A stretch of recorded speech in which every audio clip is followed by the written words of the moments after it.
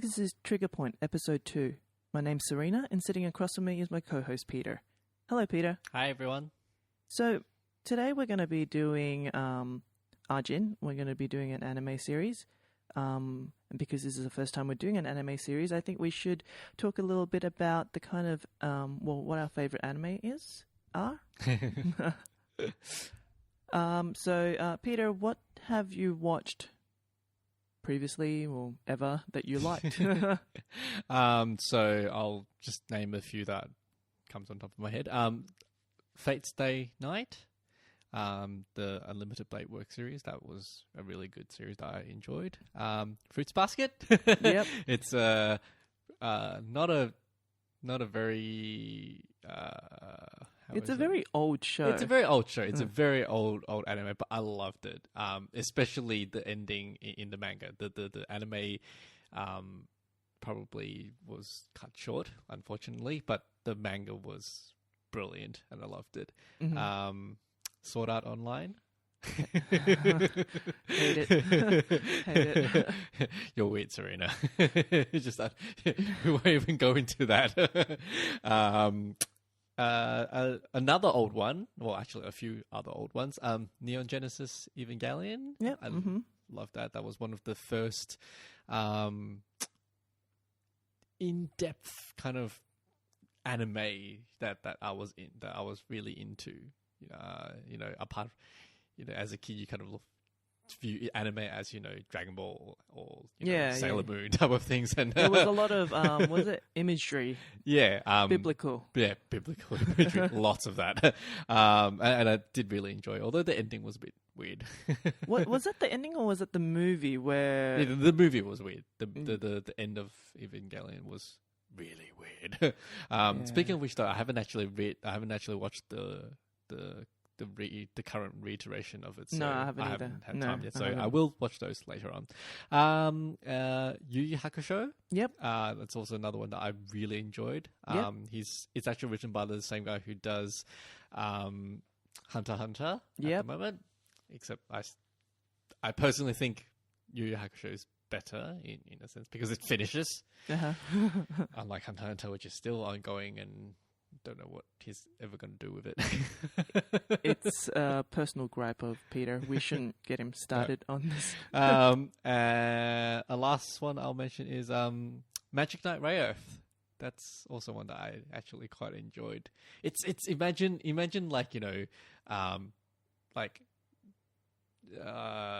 girl group, being given powers, but they have mecha in it, so and the mechas looked really nice in that one. So I actually need to rewatch that one because I have fond feelings towards it, but you don't remember it at all. Not really. I remember the artwork.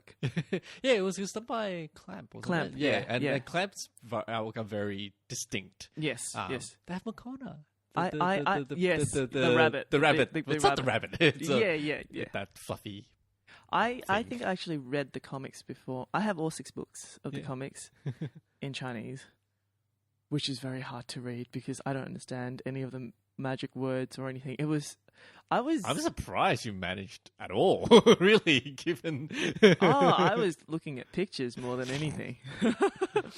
Anyway, those are some of the ones that I like. What about you, Serena? Okay. So I like some of the school dramas like Lovely Complex or Koromo no Mocha, and stuff like... Well, there's action stuff like Bleach, but I also like... I don't really know how to call this, like the genre where they kind of focus on an industry, where like Skip Beat, which is focusing on the entertainment industry, like acting. Mm-hmm. She's trying to enter the acting industry. Yeah. And you see her learn how to act and how she solves certain problems because she has a script, say, and she has to work out how she's going to portray this character. And it's an interesting way of looking at things. Like, not a lot of anime does this sort of stuff. Yeah. No, it's just when you see how she manages to do it, like because I think the artist is really good. Like they manage to do small, minute expressions and changes in expressions in the scenes, and it makes you feel like you get goosebumps down your arm. You're like, oh my god, she's got that role, like smack bang, you know. Anyway, sorry, I just got rambly there. So skip beat, Witch Hunter Robin, and Madoka, which is a magic girl genre anime with a very dark twist because it gets a bit violent, and the girls don't get out of their encounters unscathed. I've mentioned this to Peter before, but I should say spoiler alert. There's going to be a lot of spoilers, by the way, yes. throughout this podcast, because we're talking. Yeah. Anyway, go. Yes. Within the first couple of episodes, one of the girls get her head chomped off, which is fantastic because you don't expect this sort of stuff in this genre. You watch it expecting the same kind of storyline, except then this big twist happens and you're like, oh, okay, well, everything's up for grabs here now because anything can happen. In saying that, okay, so we've mentioned a lot of anime, and I should mention that we have links to these animes on our show notes. And our show notes are at triggerpointfm.com. Is this .com? Yeah, /02. Sorry, I'm still getting used to this. The reason why is that it's getting late. It's getting really late while we're recording this. It's been a long week.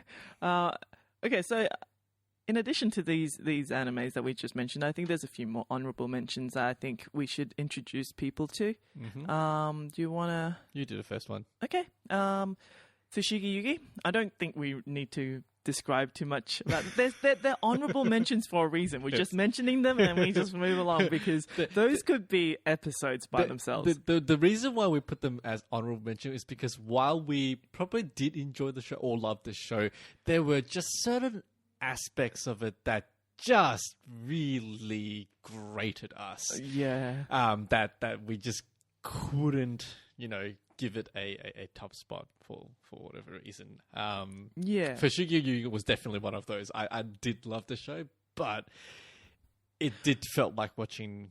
Well, talk about a twist, right? We said Madoka was like, we expected a certain genre and then there was a twist and things changed. Fushigi Yugi kind of did the same thing, except... They did it via a season. So, the first season and the second season was completely different. Yeah. And I think that was what kind of annoyed us. Because you've invested in a whole season in this show expecting a certain... theme or a mood, and then the second season happened. Especially when nothing in the first season kind of prepared you for what happens in the second season. Well, I mean, not just in story-wise, but thematic-wise, and just the way the storytelling was done just was, very different. Yeah. But we did, I did enjoy it, but just had its faults. Yeah. The next one I'll introduce is Kindaichi. It's the detective story. Yep. I personally love it. I love detective stories. Yep. I love detective. No, I like him. Conan. Yep. I love Kindaichi. I love any kind of detective stories. I'm a sucker for. But I also understand that that's probably not everyone's cup of tea. There's not much story, like as in overarching story. Yeah, it really basically is just a case by case. Deal with this case, figure out who the killer is. Next one. Yeah. So, I do love it. I love reading it and I love watching it. But I can, as I said, it's not for everyone. Anyway, final one that I want to mention is called Snow White with the Red Hair. It's a very nice anime. I'll just leave it at that. It's very nice. It's very positive, good feel. Sometimes probably a bit too much good feel. But it's one of those shows that if you're kind of feeling not that, great, or or If you feel sad. not sad, but if you want to see something uplifting, or if you Okay. just want to see something that's just go like, yeah, that's good, and that's a great anime to watch. It doesn't have great character development. It doesn't have great storylines. It doesn't even have like great anime. The anime is pretty average, Yeah. but I liked it. Okay. Yeah. No, I mean, if I want, a good feel anime, I normally watch, stuff like Lovely Complex or what's the other one that I recently watched? Wolf Girl and Black Prince. How could that be a good feel? Oh god. I like romance anime. It's Yeah, when the whole premise of that show is the the guy kind of like torturing the girl. yeah mentally. that's so good, Phil Serena. Go. Well, no, This is what Serena's normally like, by the way. no. The story. No, I cried the first half of it, but then the story flips over, and it doesn't. You got to watch it to know. Sure. Anyway, moving on. I think we should also just touch upon the kind of sites that we go to watch some of these animes. So other people will know where to find them. So one of the places would be Crunchyroll. That's one of the more popular ones. You can watch anime for free there if you don't mind watching ads at the start and in the middle of every episode. You can always pay to get the ads removed, and some people prefer to do that. There's also Anime Lab, which does the same thing as Crunchyroll, and thirdly, we also watch anime on Netflix. Especially with regards to today's topic, Ajin is a Netflix original, so you can kind of only get it on Netflix. Well, my assumption is Netflix is fairly, accessible to people, right? You can always just subscribe for a month, watch everything you want to watch, like every season of House of Cards, and then just cancel after a month. There's nothing stopping you from it. No, that's true. But yeah, so those three sites are the one that we probably use the most. With regards to Ajin, obviously that's a Netflix original show, so that's what we're going to talk about today. Yep. Yeah. So, Serene, do you want to do a brief summary of the show? Keep it brief. Emphasis on brief. I'll try. So, Ajin is a relatively new anime that was released on Netflix. God, it's getting late. Netflix in January. It's late. January of this year anyway. It's a story that follows a high school student named Kei Nagai, who is caught in a traffic accident, dies, but immediately revives. It's through this that he discovers he is an Ajin, which is a mysterious creature that cannot die. So essentially the anime follows things that happen to him, after he's discovered this. Of course, Ajins aren't a mystery in this world. They are known. They are prized by governments. They've been captured and rounded up by governments, and the I guess the premise of the show is like these people are rare, but there are a number of them. It's not like there's only one of these people. Well, at the start of the show, you think that there's only a small amount. Small amount, yeah. But then you find out that others there's are actually more. But anyway, so yeah. Right. So I think the easiest way for us to go about doing this is going chronologically through the anime and then pointing out what we like and not like. Although, spoiler alert for this episode, I didn't really like the anime that much. It was enjoyable while you're watching it. If you don't turn on your mind and you just watch it, it's fine. I think that's the problem that we kind of realized after doing this podcast. Well, doing podcasts in general is that a lot of things that you enjoy that you enjoyed the first time, when you revisit it, you start seeing flaws and plot holes and other issues that probably weren't so grating before, but then becomes really grating the second time you watch it. Well, no, it was grating the first time I watched it, and then became unbearable the second time I watched it. Anyway, okay, so let's start with the first arc. Okay. Of the show. So the first arc, we can basically summarize it as basically starts off with Kay, who is the main character, finding out that, I'm an Ajin. Yep. Oh my god. Yep. And he doesn't find it out in private either. It was a very public display.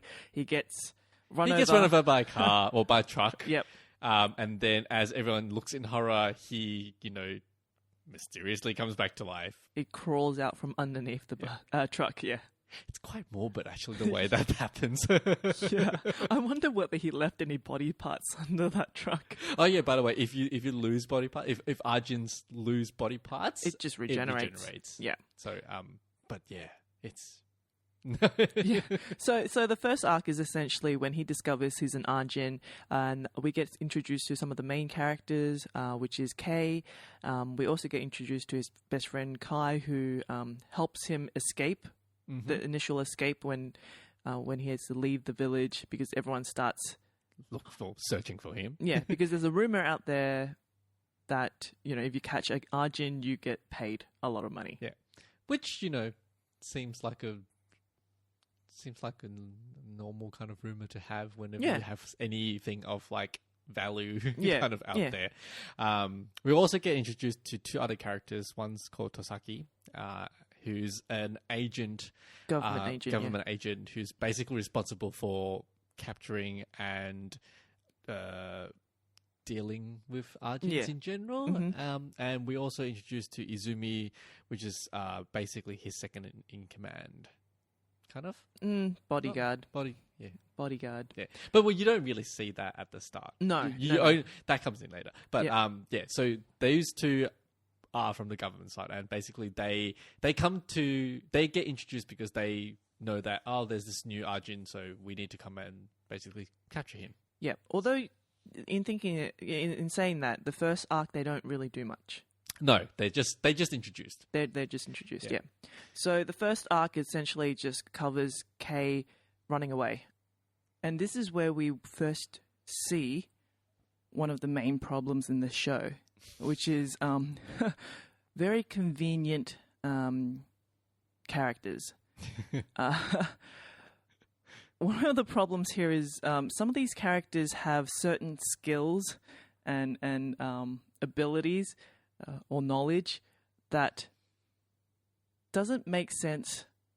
It's not something that you would expect these people to have. But they have, because otherwise the story plot won't. Otherwise the story won't move forward. Yeah. So we have Kay, who's been found out to be an Ajin, and he needs to leave town.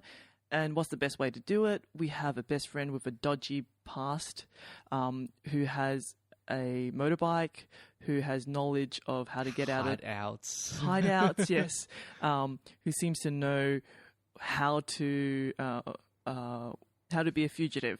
I don't know why a 17-year-old boy will know how to be a fugitive. I mean, they kind of explained it because his dad was a criminal, but although they've never explained what kind of criminal. Yeah. And just because, and that's the thing, like, just because his dad was a criminal wouldn't necessarily translate to him being a criminal, right? And so you're just naturally assuming that he has a dodgy password, he knows all these stuff, and the first time when you watch it, you just kind of go, okay, I'll accept it, I guess. Yeah. But when you think about it, it's like, wait a minute, that actually doesn't really make sense. Like, no. Why would he know all these things?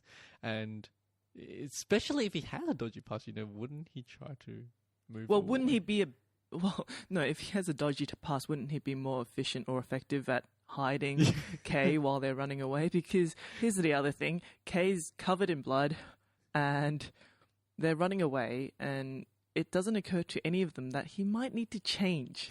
He might need a change of clothes because I have blood all over me. Yeah, like I'm just sitting on the back of this motorbike, and everyone passing by, or traffic passing by, would see that I'm wearing a white shirt with blood on it. But So I guess the problem here is like we have on one hand we have this person who seems so knowledgeable on how to become a fugitive, yeah, who on the flip side is so bad at it that he doesn't even think of getting a new change of clothes. Yeah, it's like on one point like the writer needed some way to get this person out, so I'm going to make this person have all these skills so that they can. But I also need to find some problems for them, so I'm going to make him very obvious things that he should have known then. So that's the first issue that we have with the show. No, well, that's the first issue we have with Kai. The second issue I have with Kai is his friendship with Kay. Like, the two of them supposedly shared a childhood summer, maybe. We don't actually know how long they've been friends for. And then when he was, I don't know, 10, maybe. His mother, like Kay's mother, told him to stop talking to Kai, stop associating himself with the son of a criminal, and Kay accepts it. Yeah, he complies, and like they're now 17, right? And they haven't talked in 7 years, except for some unknown reason. The moment Kay's in trouble, Kai will, drop everything and know that he will contact Kai as well. Yeah, well, that's the other thing, right? Because Kay calls Kai. Kay's mother told him not to call Kai ever again. And we see this because Kay's mother deletes Kai's phone number from Kay's mobile phone. Apart from the fact that you have a 10-year-old having a mobile phone, Kay supposedly memorized Kai's number and in his moment of need was able to call this guy he's never seen for 7 years. And they probably do see each other, but he just doesn't really acknowledge each other. Yeah. But yeah, it doesn't. It seems. It doesn't compute. Yeah, like I guess the one way the writer tries to explain all this is that the Kay's character is supposed to be antisocial. Yeah. He's supposed to not antisocial in the general definition. It's in the psychological disorder definition. It's a psychological disorder. Yeah. So maybe they were trying to use that as a excuse, but even then, it just doesn't really make sense. No, it doesn't. Well, because again, it's all done for the plot, right? You need a friend who believes him and trusts him. Yeah, it's unconditionally. It's hard to imagine someone that you probably don't have much interaction for the past, 7, well, no, I guess that's years. the way he explains it, right? If someone still trusts you after 7 years of, no communication, then definitely he's trustworthy. Then I guess that the problem here is that they didn't really show how they developed that friendship in the first place. No. We're just being told we have this really strong friendship, accept it. Yes. And I think that's the problem that we have. Like, either you give us more, either you show us more on why Kai trusts Kay so implicitly. Give me more. Did he do something back when they were kids that made him indebted to him or something? Like show me something that justifies it. Like, at the moment, it's just like, we just need a friend who's just trust us. Yeah, just trust us. They're friends, and you're kind of like, okay, and you do, but then it just again the first time you see, I didn't notice it as much. The second time when I was reviewing it was like, that really doesn't make sense, and that really starts jumping at you, and you're like, why did I kind of just accept it? And then you just kind of like, well, it also because after the first arc, Kai's not seen anymore. Not that he dies, he just disappears from the show. He's out of the picture. Yeah. And Okay, I think we should also mention one more thing in the first arc before we finish off this first arc. I think we should also mention one more thing that is introduced here, and that is these Black ghosts. Yeah, the black ghosts, like these beings that are black mummies in a way because they just looks like ribbons. Yeah. They're actually done really well. Oh yeah, here's the thing. I hate the CG. I hate the CG in this show. I normally hate animes that are made completely with CG because the movements are a bit strange. This is no exception. In the first few episodes, there's so many characters that look like NPCs because you just have like students walking in the background and they're wandering aimlessly, like if they've been programmed to walk from yeah, I don't like it. The only part that I kind of like or appreciate is the black ghost because the movements they're done very well. Well, I guess it's different. Like that's much more of a you're not supposed to know what those movements look like. So even when they are kind of jarring, it doesn't kind of drag you out. Whereas when you're looking at humans, you obviously you have expectations. You have an expectation. This is how humans normally walk. You know, they don't kind of do certain things. They don't move in a certain way. No, I don't think it's that either. It's because when the black ghosts come out, they are normally doing something fast or quick. There's like an action sequence. Yeah, okay. So you don't notice the movements as much because what really grates on me is these characters can't sit or stand still. I was comparing this to another anime. While I was watching it the second time, I wanted to make sure what was about the CG that was grating on me.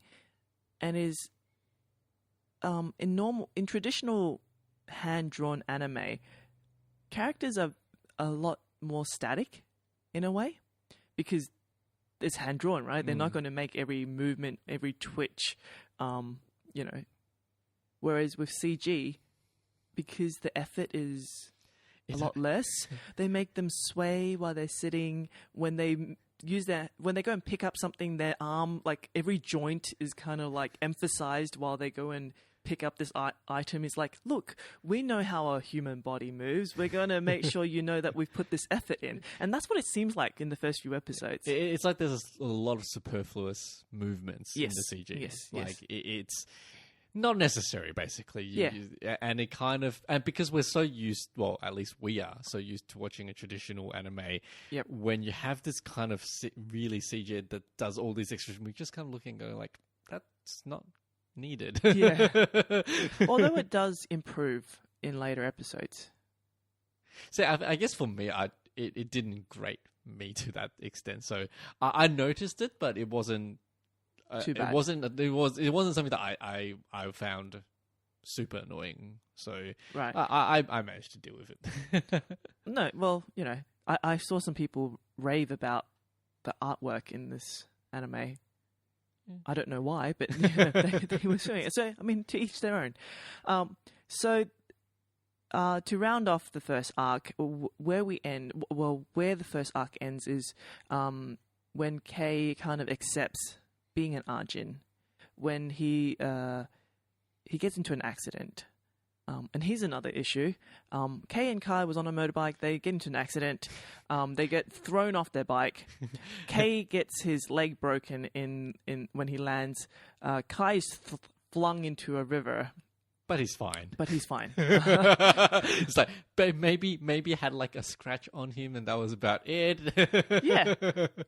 Because we can't have Kai dying. That'd be inconvenient to the plot. Because Kai can't die. He's a human so far as we know, so... Yeah. Because he can die, therefore he can't be hurt. Because otherwise the story won't go... Anyway. That was confusing.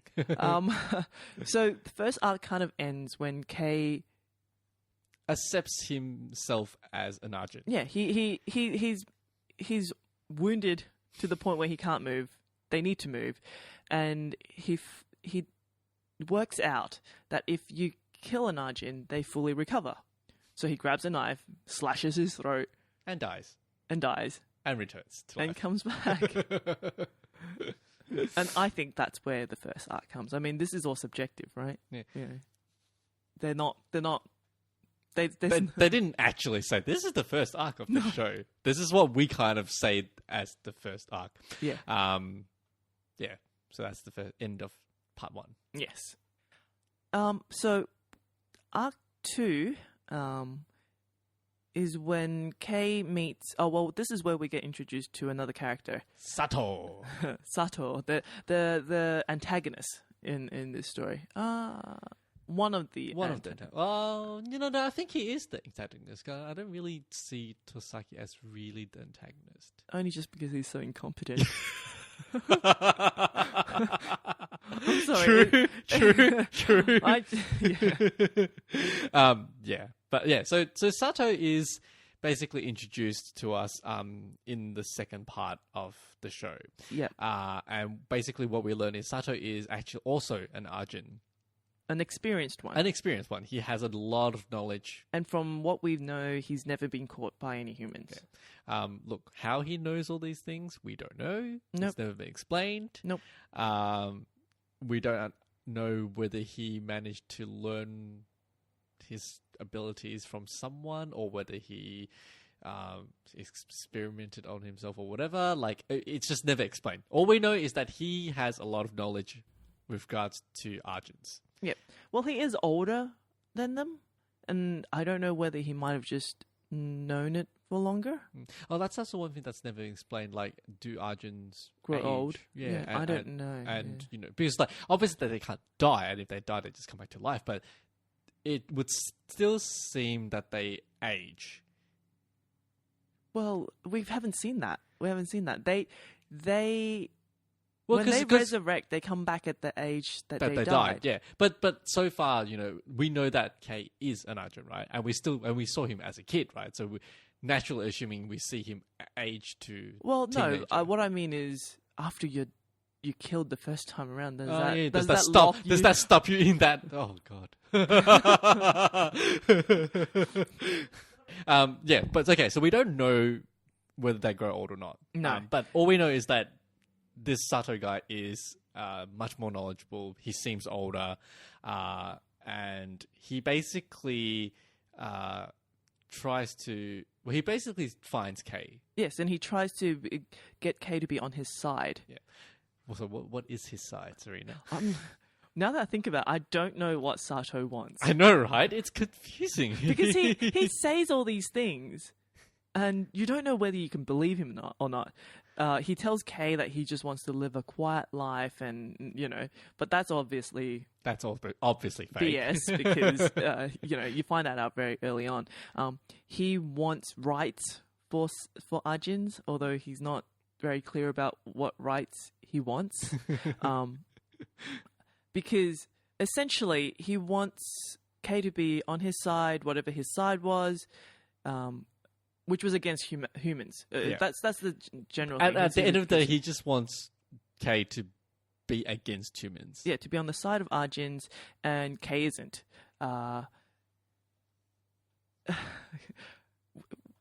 Sorry, this is bumping into my second problem with Kei. Please go ahead. No. Kei is antisocial. Supposedly. Yeah, supposedly. Kei supposedly thinks only of himself. Yeah.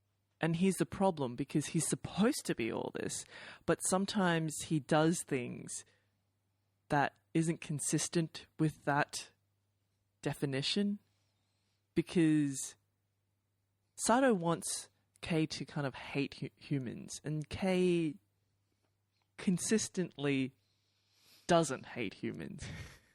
It gets to the point where Sato decides that he should let humans capture Kei, torture Kei, so that Kei could experience the horrors of humanity. And after, what was it, 10 days? Yep. Sato goes and goes to the facility where Kei was held, saves him, and Kei still doesn't hate humans. No. And there's a scene. No, which is fine, but it's the way he explains why he doesn't hate humans that we have an issue with. So, yes. Go with that scene. Well, you can go too. It's your scene, your peeve. My pet peeve. Well, because while Kay's getting tortured, he has this. We see this mental struggle that he has. Essentially, there's one half of him that says, "Destroy these humans that are torturing you," and he is essentially answering, "No, I can't because if I kill these humans, Kai will hate me."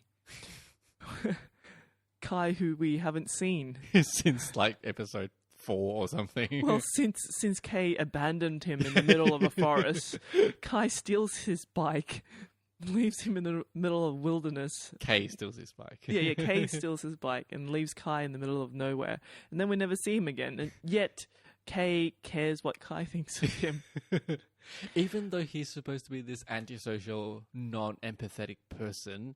Yeah, like, if you're calculating, shouldn't at that moment be, oh, I need to kill these humans so I can escape and not be tortured and killed over and over again? Yeah. But no, it doesn't work that way. No. The problem, I guess, is Kay's apparent antisocial behavior is evoked when it's convenient, and then forgotten when you need a plot to move on, or when the author decides they need to make Kay more empathetic so that our audience could like him. Yes. So the author deliberately tries to lessen down his antisocial behavior when he wants us to like Kay. Yes. But then whenever it's not convenient and when the plot requires him to do certain things that's probably questionable, he'll be, but he's antisocial, so it's fine. That's why he does it. Yeah. It's not his fault. It's just antisocial. Well, because the second arc has a perfect example of this is when Sato comes and saves him, Kay decides to interfere when Sato wants to kill some of the scientists that were around. And this is one of the problems because Kay wants to save these humans. He puts himself in danger. And by the way, these people were the same people that experimented on him. So exactly. He should have all sorts of reasons for hating them. But no. No. We don't know why he's... At this point, we don't know why he wants to save the scientists. He puts himself in opposition to Sato. He puts himself through in physical harm, in the path of physical harm. Not that really means much to them, I guess. Because this is the point where Sato explains to him that although Ajins can regenerate, it doesn't mean they don't die. He does go through one point where he says, if I chop off your head and then your body regenerates a new head, and then are you the same person? The same person? So did you technically die? Or it gets way too complicated. Yeah, they mentioned this a couple of times. Philosophical. So, yes. So so he goes through a lot of trouble for this scientist, and when asked why he goes through all this trouble, he gives a lot of different answers. When the scientist asked him, Kay was saying, "Oh, it's because I've never cared for anyone before, but now I want to do this, therefore I'm gonna do this."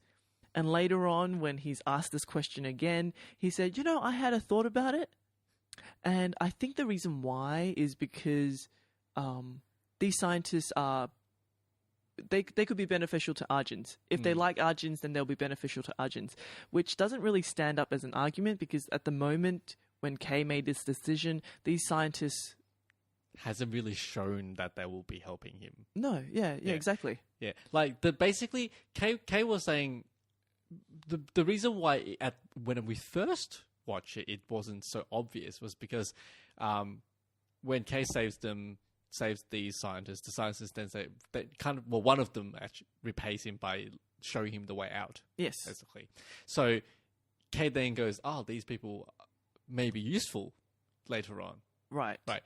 However, Kay's initial saving the scientist comes before that. Yes. So it's not like Kay could use what he's experienced so far, which was not a good experience, by the way, to judge those scientists. No. So for him to say, I think, I'm going to save them because it's going to be helpful, doesn't actually stand up as an argument. You can always say, Well, he got in the way because he knows society expects him to act. No, like this is the point where you realize that we make a lot of excuses for a lot of these plot holes as we're watching it, and I think that's the problem with the show. Like the first time you don't notice it because you're like, oh, he must be doing this because ... fill in the blank. Yeah. But a show shouldn't be like that, right? Well, you can have blanks that requires the viewer to fill in, but when it's constantly and when it starts to get to the point where even you have to kind of think to yourself, oh, I think he's doing this because he's thinking this, but then it gets to the point where you can't find you can't. Well, it becomes quite burdensome on the viewer to make up these excuses. Yeah, and that's when we start to find annoying because we're like, oh, I guess I can explain it away with this or this. But that still doesn't really make sense, and that's So, well, yeah. So that's one of the problems we have. One of the many problems that we have. So this is the second arc, and it kind of ends when Kei managed to escape from both the humans and from Sato. Yeah, and it kind of there's an ending scene pretty much where we kind of find out Sato's aim. Yeah. Which was to expose the facility for being a torture testing ground for the government on Ajins. Yeah. So basically, what the government, we presume every government in the world that has Ajins is they'll use Ajins because they can't die, right? They'll just use them for laboratory testings, weapons testings, pharmaceutical testings, any type of testings that's inhumane and stuff like that. And so at this point, you kind of see Sato as I want rights for Ajins, this shouldn't be right. The government shouldn't treat us like this. So at this point, you still kind of see Sato as maybe the good guy, I guess, or at least he has reason to do what he wants to do. Well, okay, we skipped on one point, and if that was all it was. Yes, Sato is kind of a good guy here, except we forgot about the point where Sato wanted to kill Kei, right? Well, yeah. Right? One of the main parts of the second arc was they were running around this facility with, Sato trying to gun down Kei. And we find out because the reason why he was doing it was because he thought it was fun. Like originally we thought he did it because he was angry, and later on he explains that no, it was just fun to play with a new guy. I have a lot of trouble with Sato as a character as well. Put it this way, there's a lot of problems in this show with the characters. A lot of characters have very strange motivations and strange flaws. Yes, in the character, and so you kind of like think to yourself, okay, maybe this character is doing certain things one way, and that's his motivation. But then, half an episode that it'll be completely different. Yeah, it's one thing to have complex characters, right? To have all these opposing desires and goals. It's another to have characters with a mishmash of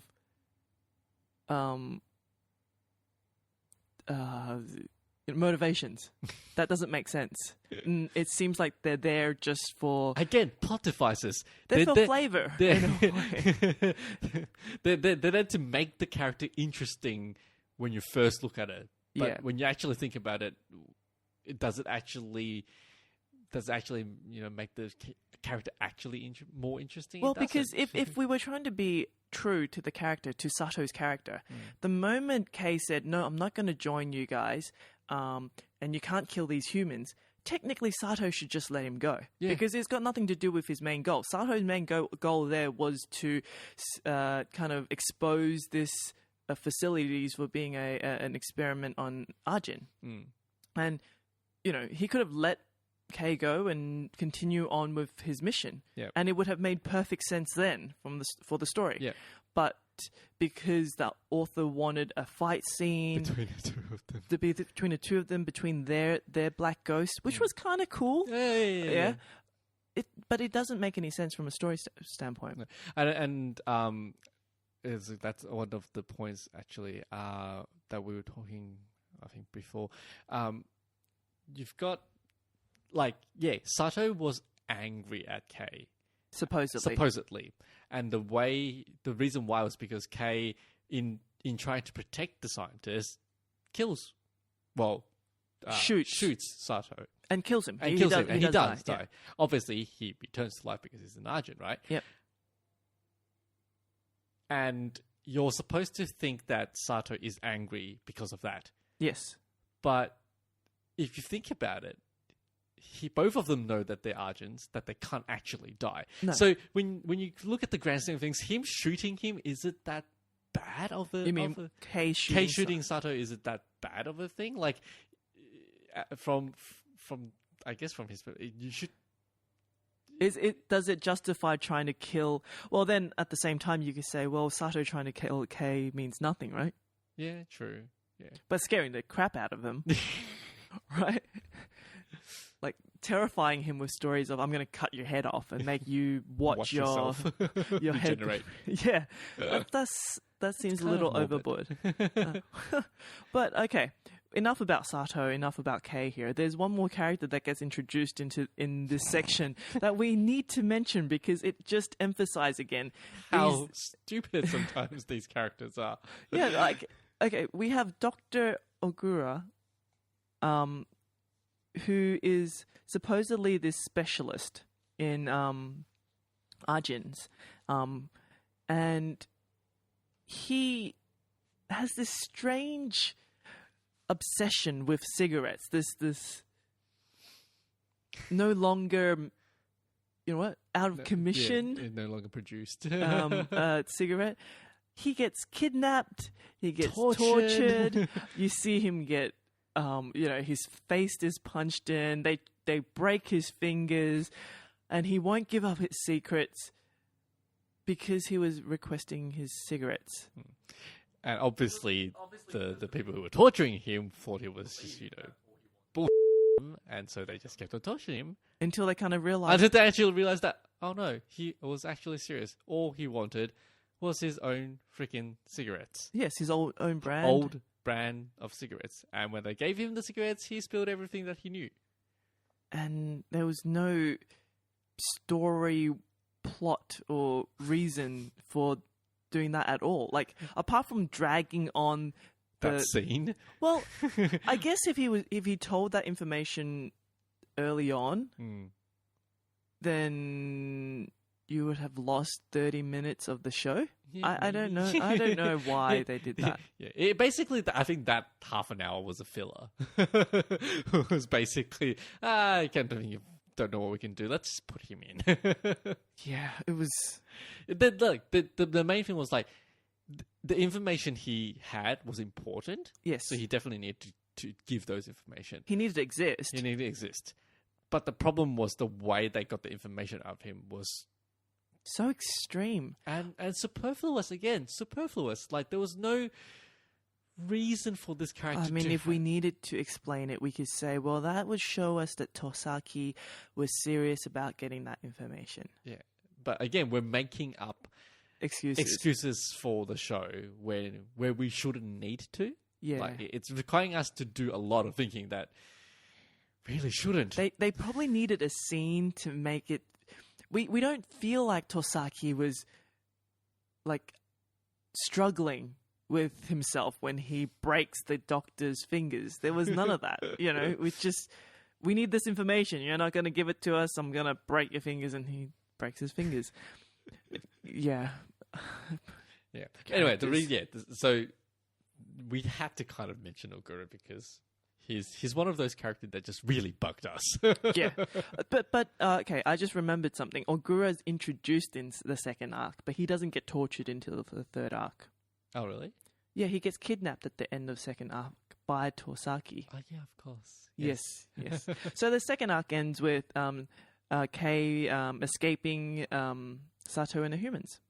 And Sato making his declaration for, Ajin rights. Yes. And then we come to arc 3. And arc 3 kind of changes the point of view a little bit. We see the story focus less on Kei and a little bit more on Sato and Tosaki. And their battle, or their, try and outwitting each other. Yeah. Whereas Kei kind of becomes a side story? Yeah, story B kind of thing, yeah. Because he escapes. And he ends up in the country, and we see him essentially try to learn more about his abilities, and about his black ghost, and tries to just learn more about himself. Yeah, soul searching.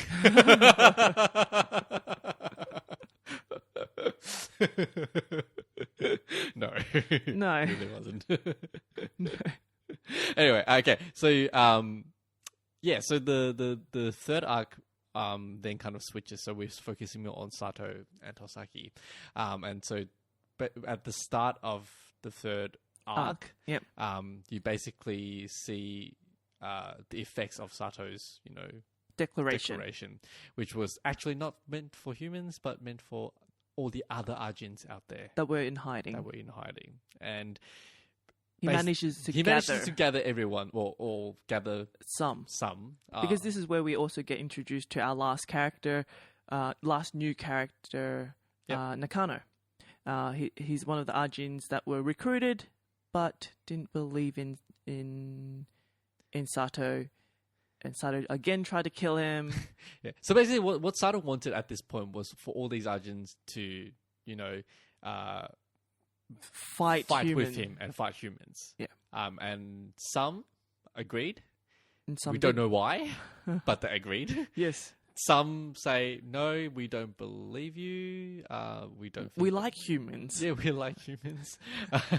And so Sato didn't take too kindly to that and decided to imprison all of these people that was against him, basically.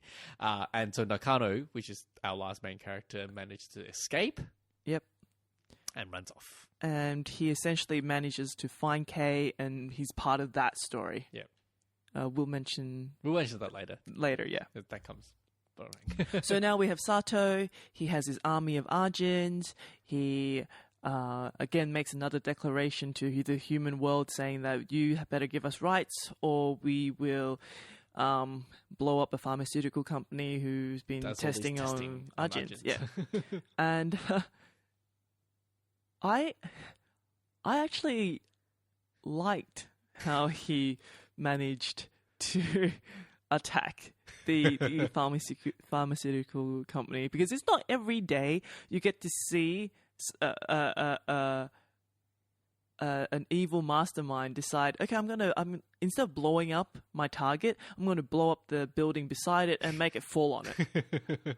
And this was one of the actually more interesting part of the show, or the more aesthetically pleasing part of the show. No, I actually liked all of the Black Ghost fights, but they were kind of short. Yeah. It's true. I mean, to add insult to injury, he was on top of the building as it was falling on top of the pharmaceutical company. So laughing like a maniac. Yes. And his hat flies off in the wind, which he retrieves later on.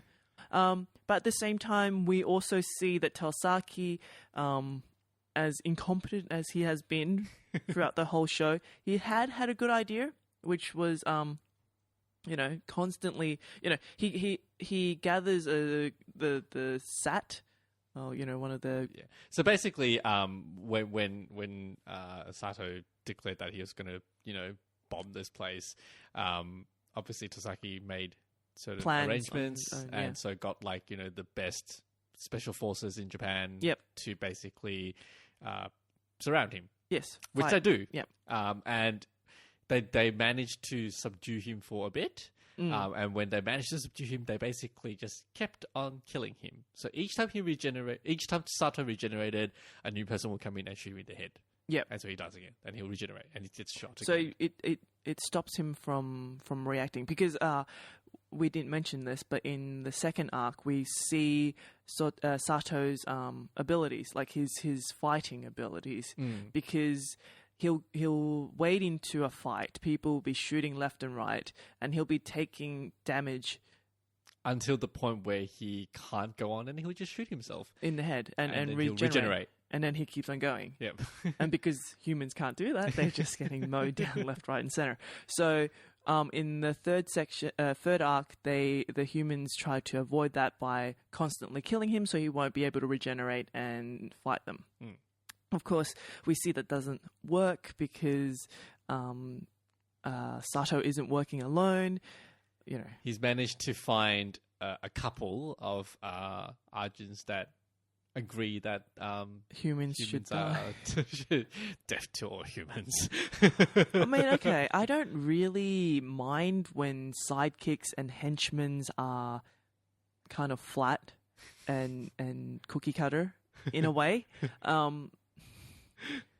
But there was literally nothing for us to understand. I can't even why. differentiate between those two. Oh, yeah. Can't really. Henchman 1 and Henchman 2. Were they even given names? I don't even remember. I'm sure they were, but we don't remember that. Sorry. But yeah, so that is a big problem, especially in this third arc. You've got suddenly you're introduced to all these Ajins. Yep. That are basically that you can't tell Apart. Except for that lame guy with really great computer hacking skills. Oh, right. Yeah. But, because he doesn't fight, right? yeah. But then, again, he's there for a reason because they need someone with computer knowledge. Yeah, so that's but he why- doesn't have a story plot. Story Again, he background. is very 2D. Yes. I'm very bad at these, but I'm really good with computers, so I will do that side of stuff. Yeah. Done. I think the only interesting thing about them as a terrorist group is the way they pay for their weapons. Oh, yes. That was kind of really, really disgusting, but yeah. So anyway, moving on, going back to the story, we have the third arc. We have the fight between Sato and the SWAT team. SWAT team fails because Sato has snipers. Oh, that's the other thing. How does all those other Ajins... Okay, Sato already has a lot of combat skills. Yep. He demonstrates that very clearly. Yeah. Mm-hmm. Okay, fine. You've got these other Ajins who does say yes to Sato, and these people suddenly are great snipe shooters, have computer hacking skills. Well, okay, the computer hacking skill is, it could be self-taught. Yeah. But I don't know what the gun laws are in Japan. I'm assuming they're kind of like in Australia. You don't have like guns flying around. No, it's not America. But these two thugs, and they look like thugs, right? They look like thugs. Well, actually, from their clothes, they look like, technicians, not someone that you expect will know how to shoot a sniper rifle with dead accuracy. Yeah. And you just kind of go like, where the hell did you learn that? Well, no. The thug learned it in the same academy that Kai learned how to find hideouts in the middle of the wood. Yes. Okay, plot device. Very convenient plot device. Yes. We just need someone who knows how to do this. So he's one of the person that knows how to do this. Yes. Done. Enough of that fight. I mean, seriously. As cool as it kind of was. Oh, it was a great fight. Yeah. I loved the fight. Just a lot of issues when you kind of think about it. So, we have... we should talk about Kay's side story. Oh, right. Yes. Yeah. The granny was cool. I really like the old granny. So basically what happens is Kay escapes. He basically finds himself at this desolated village. Countryside. Yeah, it's fine. It's not desolated. Consisting of three men and a little old lady, like three old grumpy men and a little old lady that we see anyway. So Yep. it's a small village, Yep. village in the country. So apparently, no one knows about him. No one recognizes him, even though I'm sure that his face would have been on like every TV station or Well, whatever. you know, it's the country. From what we've seen, you know, these old men were only interested in chatting and drinking, and the TV would be on in the background, and They don't really pay attention to it. yeah, But yeah, so Kay finds this place, and he's like, "Oh, I can stay here for a moment." yeah. And he it's does. It's his hideout. It's just like that. I guess this is the section where we truly see Kay, how logical and cold and calculating Kay is, because there's two scenes, specifically one when he's trying to win over the villagers who he knows is suspicious of him. He manages to tell the story of his past. Like, it's a made-up past, obviously. He has a made-up identity here. And he looks so sorry for himself, and he starts crying, and the tears look so genuine until his head is bowed down and you see the calculating look on his face while he overhears the two old men say, "You know, this boy, his story sounds right. Yeah, he's not that bad. We can trust him." And you kind of get this kind of goosebumpy feeling where you're like, "Oh my God, he's so manipulative." And you see, this is the kind of scene that I was looking for earlier on in the show, because I knew going into the show that he was supposed to be a psychopath. And in all the previous decisions that he's made, there was not enough explanation beforehand. You don't see inside his head. You don't see him like make these expressions where you realize, He's actually putting it on. Yeah. This is all a show, and he's doing this for a reason. Yeah. All the previous scenes have been too genuine in Yeah. a way. Or even if it wasn't genuine, it seems like even he was dumbfounded why he's helping these people in a way. Like, why is he helping that scientist? He doesn't really know. A lot of the times, even if there were explanations, it comes afterwards. Yeah. So that After a lot of self-reflection. So the impact is a lot less apparent. Whereas in this particular scene, you're right, because you know going into it that this is what I'm going to do because I need them to believe this. Yes. So this is how I'm going to do it, and Yes. then he executes it, and that's when you see, wow, yes, he is manipulative. He is calculating, and that is what he's supposed to be like. Yeah. So that scene does work very well. Yes, actually, that was one of his best scenes. To showcase his supposed character, anyway. Yes. The other part of it was we have Kei and Nakano's interaction. Nakano finds Kei and is kind of wanting Kei to join him in this fight against Sato. And there's this kind of cool fight scene between Kei and Nakano, because they're both kids, right? You know, 17-year-old kid. And we know they won't die. And that's where the funny part comes, because they seem so hell-bent on hurting themselves. Because when they realize that the other party's about to knock them unconscious, say, or poison them, they will try and kill themselves Yeah. to restart. Yes. And yeah, that was kind of funny. And again, we see how cold Kei is, because any normal person who sees this enthusiastic person who says, "We need to fight Sato. Sato wants to kill humans. We must stop him." You know, any normal hero would be, "You know what? You're right. I will join you in your fight." But Kei's not your normal Well, Kei hero. says it. Oh, yeah. He says it, you know. "Oh, yeah, no, I understand that, you know." But then he poisoned the poor guy and then lock him in the back of a truck, abandoned truck. Yes. So we've kind of covered all three arcs. Oh, wait, sorry. The third arc kind of ends when Basically, the show ends with Kei and Nakano escaping. Yep. And Kei going, "I will fight Sato." Right. The explanation here being that Sato was responsible. Oh, well, because Sato ruined the haven that Kei has found. And so in Kei's mind, I now need to destroy Sato. Yeah. But so, yeah, that's the ending Yep. of season 1. Yeah. Season 2, I think, is coming out soon, actually. I think. Mm-hmm. So, season 2. Mm-hmm. Serena, Mm-hmm. are you going to watch season 2? I will let you watch it first.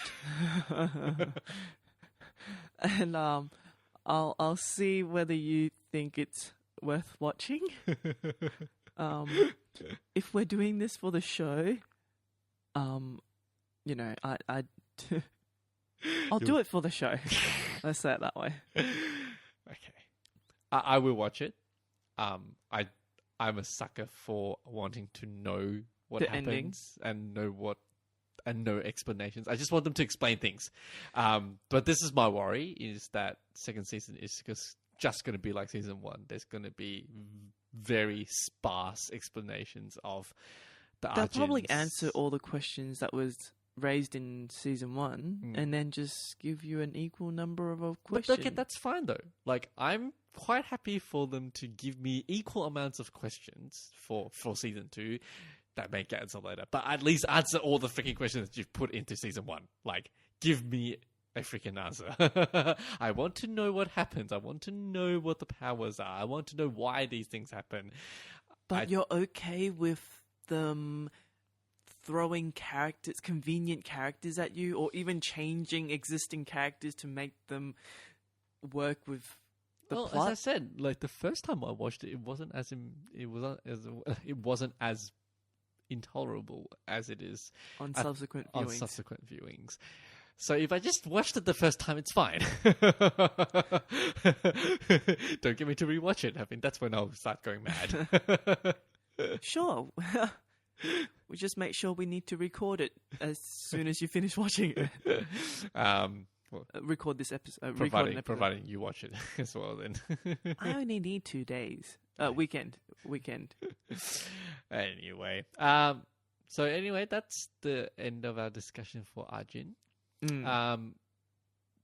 Would you recommend this to people? Just out of interest.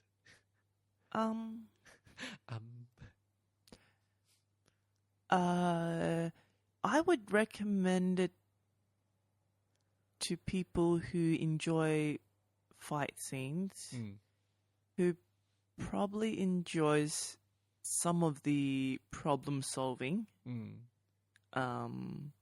Like how do you use your abilities in certain situations to try to escape or something? Yeah. Which sounds like, you know, I'm asking people to watch it with their minds turned on. But at the same time, I would only say you could only enjoy this show if you watch it with your mind turned off. Yeah, I would...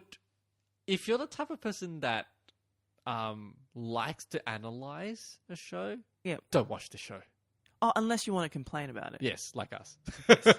Well, I don't know why we're recommending it to people or not recommending it to people, because obviously the people who's listened to this episode Have watched it, have watched the show. Well, we hope. Yeah, true.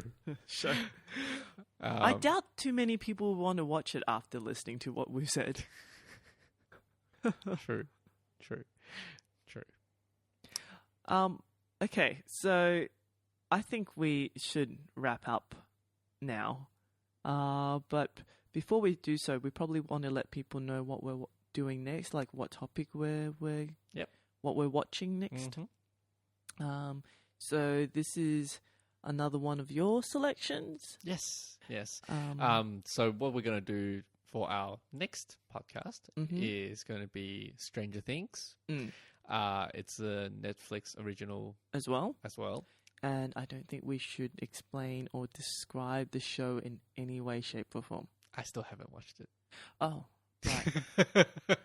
So I have yet to watch this yet. Okay. The only reason why I chose this is because apparently everyone that I've spoke to said it was really good. Yeah. And that I should watch it. So that's why we're doing it. And I would say to people who wants to watch this that they should watch it without reading any blurbs or wiki articles about it. So, okay, we should wrap up, and in doing so, I should let people know where they could find us, because we appreciate any sort of feedback. What you like, what you don't like, what annoyed you, what didn't annoy you. What you want us to talk about next, like what we should watch or read. So you can find us on Twitter at triggerpointfm. You can email us at triggerpointfm@gmail.com. You can also find us on our website, which is triggerpointfm.com. And as I mentioned before, the show notes for this episode is triggerpointfm.com/02. Also, our first episode, well, obviously, by the time you listen to this, you must know it. But we are available on iTunes, so please rate us. Give us some feedback there so more people can find us. Because the reason why we do this episode is because we both love the sound of our own voice, and we want everyone else to listen to our dulcet tones. People listen to our rants. Yes. So it's getting... We promise that not all of our show is going to be ranting. We are going to do... Wait, really? I can't guarantee that. I will strive so that not every single episode is ranting. Okay. We'll do this. Peter will now strive to make sure I don't rant so much. That would be your job. Okay. That's not going to work either. So the responsibility is on you. I'm going to continue ranting. You stop me when I do. Okay. Anyway, cool. It's getting really late now. Yeah. And we'll see you guys next time. See you next time. Bye. Bye.